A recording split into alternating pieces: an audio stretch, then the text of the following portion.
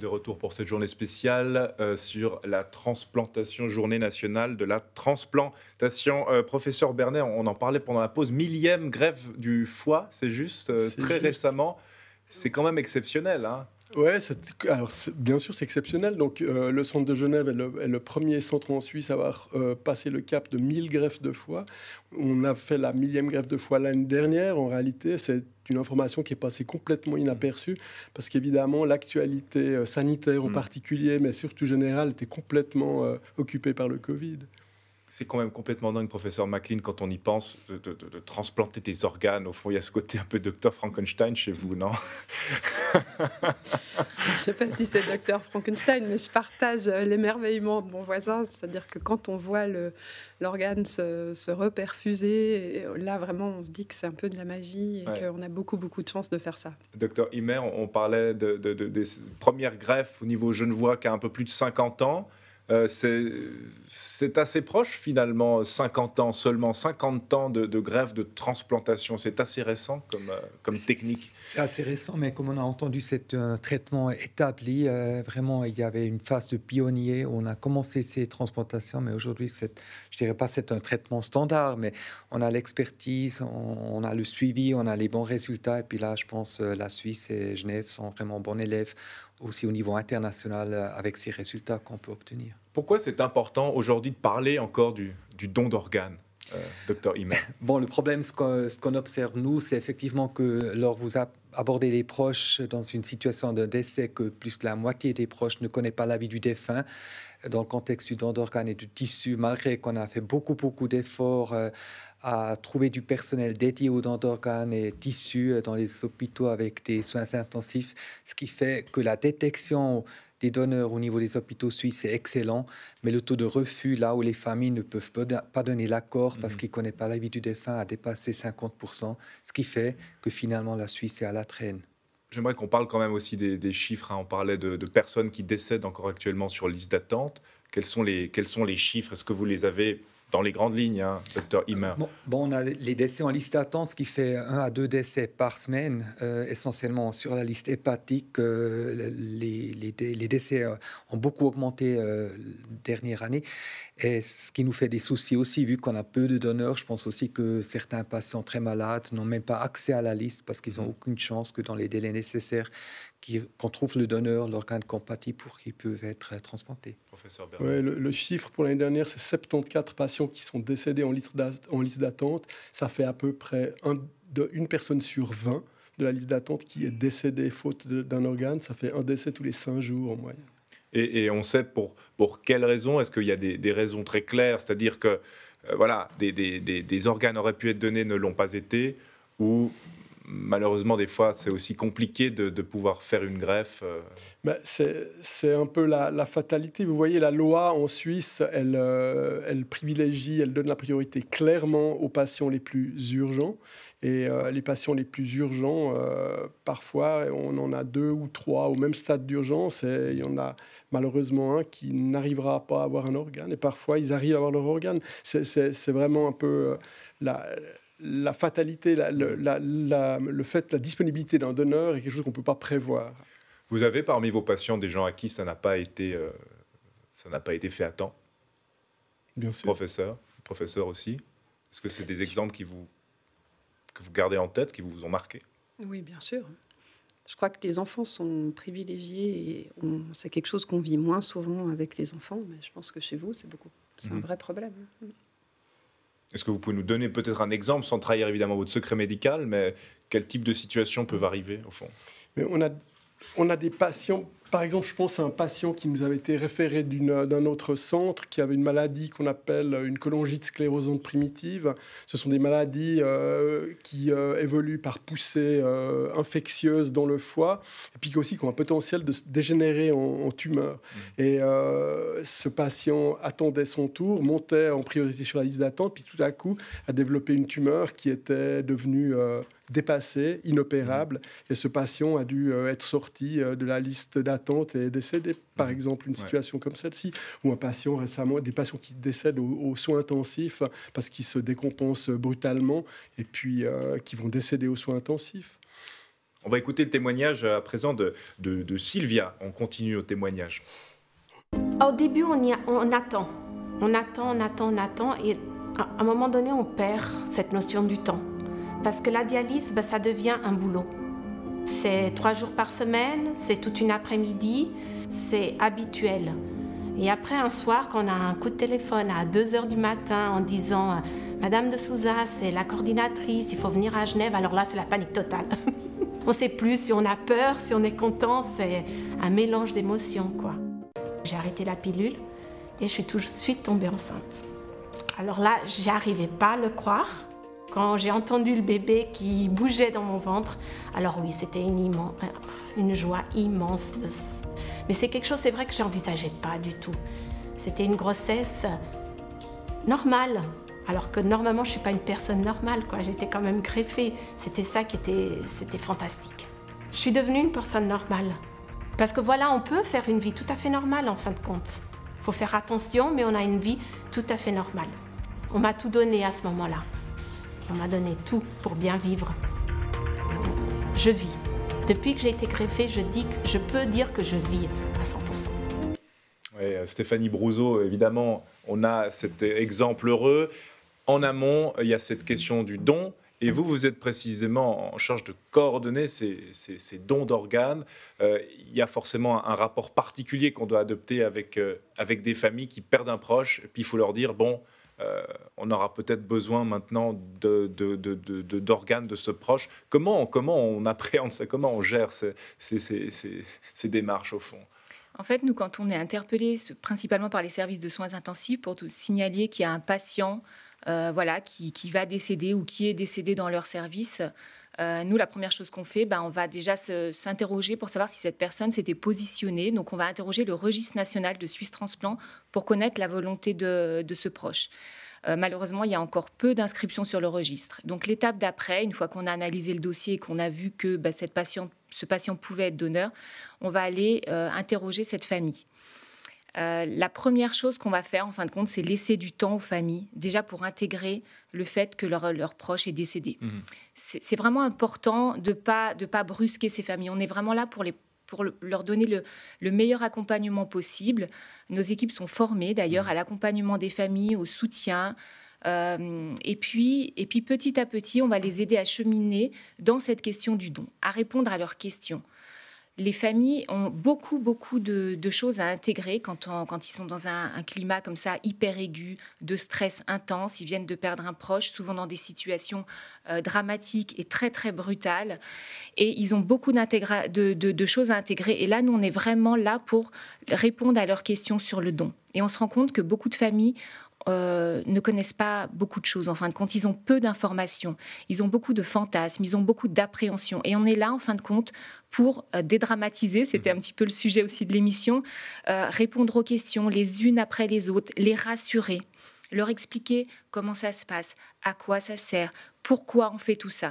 Et petit à petit, on chemine et on les aide dans leurs décisions. Alors vous dites petit à petit, on chemine, etc. Mais il y a quand même un côté paradoxal. C'est que vous le disiez tout à l'heure, c'est une course contre la montre. Comment on gère à la fois la course contre la montre et le temps qu'on doit accorder à une famille pour accepter le deuil, accepter cette mort et puis leur dire, voilà, monsieur, dame, on aura besoin de ce poumon-là. Effectivement, c'est difficile parce qu'on doit jongler entre le côté urgent et puis le patient est en service de réanimation. Il ne peut pas rester comme ça pendant des jours dans un état décédé. Donc, en fin de compte, on doit organiser, on doit accompagner ces familles. Mais effectivement, c'est toujours le jeu entre les rassurer et puis être prêt un petit peu par le temps. Mais en aucun cas, on est là pour leur mettre de pression. Ouais. C'est vraiment pas du tout le but. Franz Zimmer, parfois, c'est aussi ce don d'organes, c'est des fois donner sens à une mort. C'est dire, cette mort-là, elle est tragique, elle est horrible, mais au moins, elle aura permis de sauver une autre vie. C'est un peu ça qu'on dit aux familles. Tout Tout à fait. Je pense que c'est pas peut-être moins dans le moment aigu ou lors de l'entretien qu'on signale ça, mais souvent si les proches ont une certaine distance, quelques jours, quelques semaines qui passent, ils commencent à comprendre. Et puis c'est surtout dans ces moments-là où les familles souvent signalent si ce décès a eu un avantage ou quelque chose qui était positif, c'est qu'on a pu donner les organes et sauver des vies. Ça, professeur, c'est quelque chose que vous vivez au quotidien? Alors, moi, je ne le vis pas au quotidien parce qu'on a finalement peu de contact avec les donneurs. Et c'est normal, hein, c'est vraiment deux processus qui doivent être séparés pour éviter les conflits d'intérêts entre les intérêts du donneur, les intérêts d'un receveur. Mais c'est des choses qu'on entend. Moi, ce que j'aimerais dire aussi, c'est que les coordinateurs de dons font un travail extraordinaire parce que ce n'est pas facile.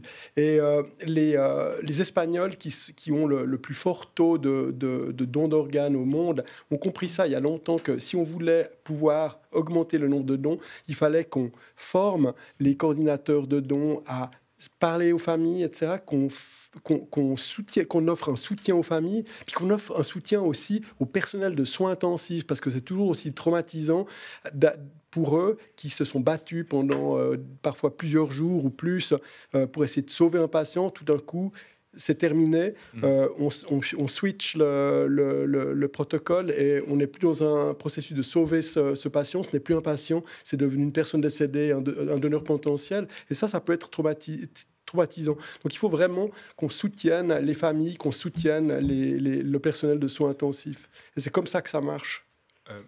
Stéphanie Brousseau disait, Michel, que ce qu'elle voyait du terrain, c'est que les gens n'étaient pas forcément toujours très au clair sur la question du don d'organes. Est-ce que vous, avant d'avoir vos problèmes de santé, enfin vous les avez depuis toujours au fond, mais avant d'aller vraiment très loin dans vos problèmes de santé, même vis-à-vis de vos proches, est-ce que c'était une question qui était intégrée ?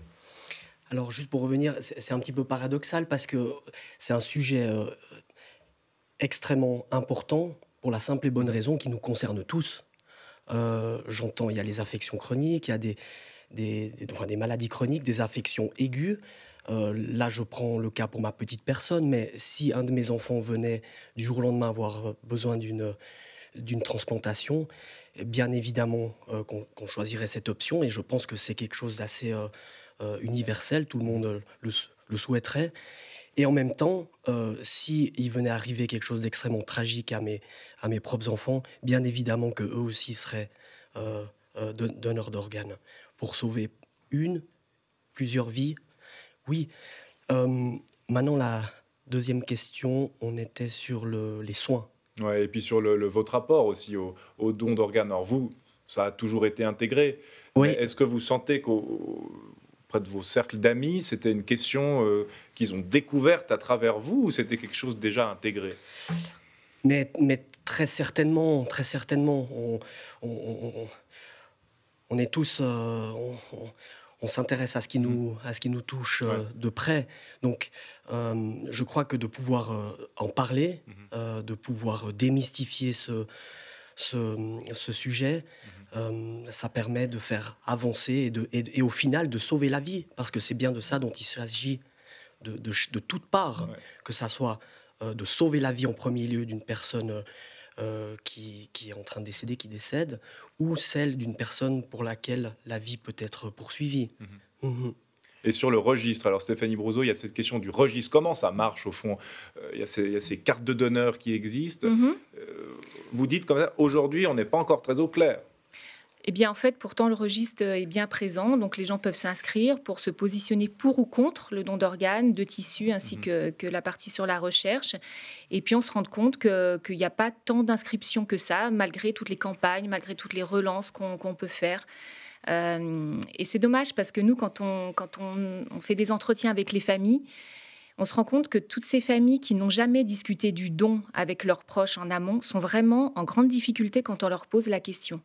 D'un coup, on leur met un poids supplémentaire, une sorte de décision à prendre, alors qu'à ce moment-là, comme je vous disais tout à l'heure, ils ont déjà tellement de choses dans la tête, tellement de souffrances, tellement de processus à intégrer, que là, du coup, c'est quelque chose de supplémentaire. Et en fin de compte, on se rend compte, avec les chiffres qui ressortent, nous, dans nos unités, c'est que les familles qui ne connaissent pas la vie de leurs proches ont tendance à refuser le don par peur de faire un mauvais choix. Quels sont les mythes, au fond, qui entourent cette question du don d'organes auquel vous on doit faire face, au fond. Je pense que la question que se posent les gens, la question numéro 1, et on avait fait d'ailleurs une soirée grand public au HUG, un débat sur ce thème, c'est « mais est-ce qu'on est bien sûr que je suis vraiment mort quand on va me prendre mes organes ?» Et c'est le problème principal, c'est la question principale, et c'est à ça qu'il faut pouvoir répondre et donner des éléments convaincants pour pouvoir expliquer que oui, on est certain que le donneur est bien mort. C'est inscrit dans la loi. Hein. Le donneur doit être décédé. C'est un des articles les plus importants de la loi sur la transplantation. Donc on a évidemment des moyens. On va beaucoup plus loin pour faire le diagnostic de mort quand on est dans une situation de don d'organes que quand on a un décès pour quelconque raison qui ne va pas mener à un don d'organes. Professeur McLean, quels sont les mythes au fond qui entourent cette question du don d'organes? Parce que pour certains c'est tout à fait normal, chez des personnes plutôt cartésiennes, et puis où est-ce que ça coince? Des personnes peut-être un peu plus spirituelles, c'est peut-être là que ça peut coincer?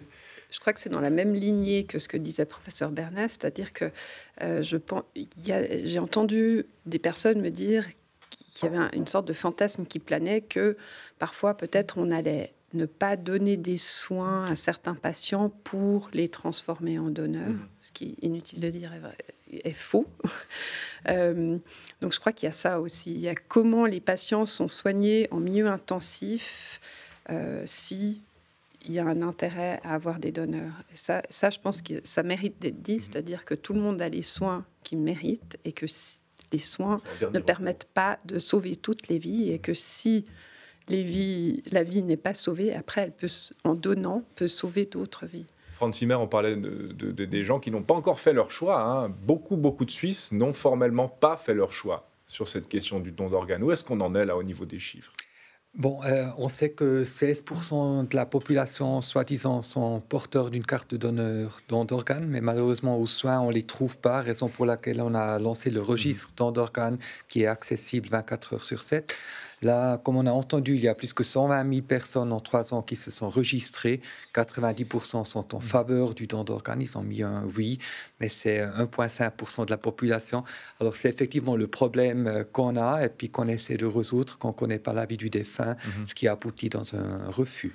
Les enjeux politiques, Franz Zimmer, parlons-en, puisqu'a priori, assez prochainement, je ne connais pas le calendrier exact, mais on devrait tous être donneurs présumés. Qu'est-ce que ça veut dire ? En principe, la Suisse a soutenu une initiative qui est partie de la Jeune Chambre internationale de Montreux en 2017, et puis ils ont pu compléter les signatures, ce qui demande en principe un changement de la modalité du consentement vers le consentement présumé. C'est comme vous dites, chaque citoyen est donc considéré comme donneur d'organes et tissu, sauf s'il s'est exprimé contre de son vivant. Et puis là, le conseiller fédéral qui a fait un contre-projet indirect a encore précisé que les proches sont toujours consultés. Et puis si les proches savent ou même pensent que le défunt ne voulait pas être donneur, ils peuvent refuser au don. Et je pense que c'est une démarche assez importante parce que tous nos pays voisins connaissent cette modalité. La Romandie a aussi connu cette modalité avant que la loi sur la transplantation est rentrée en rigueur. Et puis, dans le calendrier, le Conseil des États va discuter le 20 septembre. Déjà, le Conseil national a accepté avec une vaste majorité ce consentement présumé, puisque 80% étaient en faveur. Et puis, on pense qu'il n'y aura pas de référendum, que ça va passer en modification de la loi sur la transplantation en 2022, en automne. Vous espérez qu'il n'y ait pas de référendum? Vous pensez que cette question-là n'est plus un débat aujourd'hui? Je pense qu'avec toutes ces discussions qu'on a, il y a des personnes qui sont clairement contre le don d'organes. Mais qui peuvent s'exprimer. Qui peuvent s'exprimer, et puis c'est ce qu'on veut. On veut effectivement que les gens qui ne veulent pas être considérés comme donneurs qui s'expriment. Ça nous soulage aussi au niveau hospitalier. Je ne sais pas s'il y aura un référendum. On a un certain souci, c'est clair, mais on devrait donc alors passer à la votation. Et puis, je pense que, vu les sondages qu'on a faits, qu'on va trouver aussi une majorité du peuple suisse en faveur du consentement présumé. Où en est la Suisse dans son chemin législatif? Vous parliez des pays voisins. Est-ce que la Suisse est en retard? Est-ce que la Suisse est en avance? Je pense que la Suisse a fait la première loi nationale sur la transplantation en 2007. C'est donc assez récent si on compare à d'autres pays. C'est une loi qui fonctionne bien. Elle est aussi basée sur les ordonnances qu'on peut adapter aussi aux nouvelles technologies tous les 12 à 18 mois si les experts nous signalent qu'il faut changer quelque chose dans les modalités. Alors je pense que la loi, elle fonctionne très bien. Ce qui reste donc maintenant à clarifier, c'est la modalité du consentement. Car quand on a lancé cette nouvelle loi en 2007, on a changé sur le consentement explicite. Et puis actuellement, le débat se déroule vers le consentement présumé. Moi, j'aimerais vous interroger toutes et tous, sans forcément rentrer dans l'arène politique, parce que je sais que ce n'est pas forcément toujours le rôle des scientifiques, mais professeur McLean, ce changement législatif, qu'est-ce qui va changer pour vous concrètement ? Je crois que ce qu'on espère tous, c'est que ce changement permette un accès plus rapide aux donneurs et de diminuer la mortalité en liste d'attente. C'est ça l'objectif. Professeur Berner. C'est difficile à dire quelle est la relation de cause à effet réelle, mais ce qui est clair, c'est que quand on prend la liste des pays d'Europe, le nombre de donneurs d'organes rapportés à la population est plus important dans les pays où on a une modalité de consentement présumé. Vous, Stéphanie Brousseau ? Oui, c'est ça. Je pense que c'est important de voir en comparatif par rapport à ce qui se passe dans les autres pays. Et en tout cas, je pense que ça va faire discuter les gens. Ça va les faire peut-être un petit peu s'éveiller à ce sujet et se positionner. Ceux qui ont envie de se positionner, en tout cas, le feront, je pense. Et vous, Michel Stuckelberger, qu'est-ce que vous en pensez de ce changement de loi ? Moi, je spécule un petit peu sur l'avenir, mais si on passe au consentement présumé, tout à fait, ça ne va pas augmenter le nombre de morts, mais ça augmentera le nombre de greffons, et puis ça va sauver des vies surtout. C'est ça qui est important de rappeler. C'est vrai qu'on écoute... On en parlera aussi, comme on en parle du Covid maintenant, ouais. on parlera de transplantation pour la meilleure des... Oui, parce qu'on a un peu éludé, évidemment, d'autres questions médicales en ce moment. Cette année et demie de crise, on l'espère, est bientôt derrière nous. C'est d'ailleurs aussi pour ça qu'on fait des émissions différentes ces jours. J'aimerais qu'on écoute à présent le témoignage de Jacques. C'est un témoignage assez original. Un matin, je reçois un téléphone d'une amie d'enfance qui me dit « Coucou Jack, j'ai entendu que tu étais bloqué au sol. Je suis donneuse universelle. Si ça fonctionne, je te donne un rein. » C'est difficile à accepter la maladie, mais avec un tel cadeau de la vie, c'était juste fabuleux. C'est une autre vie qui démarre. Je pense que je suis quelqu'un de différent depuis la transplantation.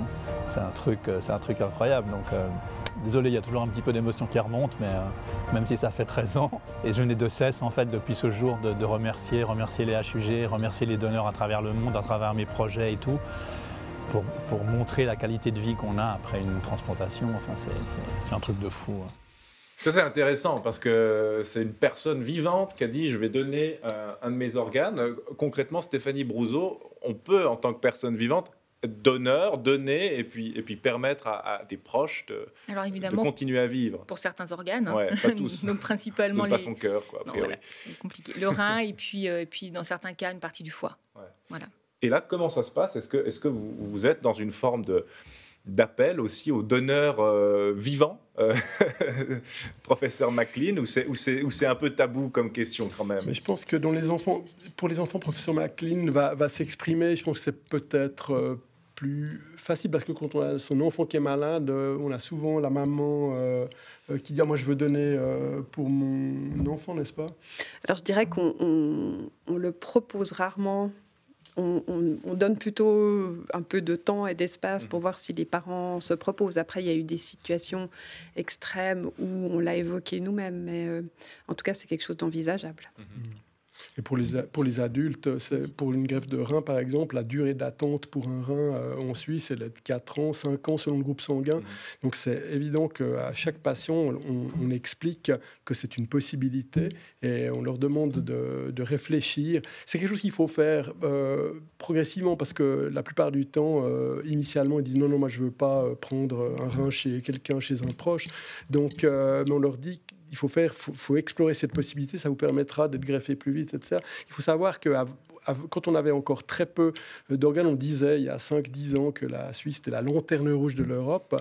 On a eu 1 ou 2 années où, en tout cas à Genève, on a fait plus de greffes de reins à partir de donneurs vivants que de donneurs décédés. Ouais. Et ça vous œuvrez aussi sur ce pan-là, Dr Himmer, sur la question du don quand on est vivant. Le don vivant se déroule essentiellement dans les centres de transplantation, uniquement. Ce qu'on fait, nous, c'est clair, on soutient le don vivant parce que je pense que si ça fonctionne, si c'est un accord pour le donneur comme pour le receveur, c'est une situation idéale qui peut aussi soulager la situation pour les autres patients qui n'ont pas la chance d'avoir un donneur vivant, c'est ça. Et quels sont les risques d'un don vivant? Est-ce qu'il existe des risques? Il existe des risques qui sont évidemment limités. Le donneur vivant est toujours sélectionné avec énormément de façon extrêmement méticuleuse parce que quand on fait une greffe de foie ou de rein à partir d'un donneur vivant, la priorité numéro 1, c'est la santé du donneur parce que le donneur va subir une opération dont il n'a pas besoin. Donc ça, c'est vraiment la condition sine qua non.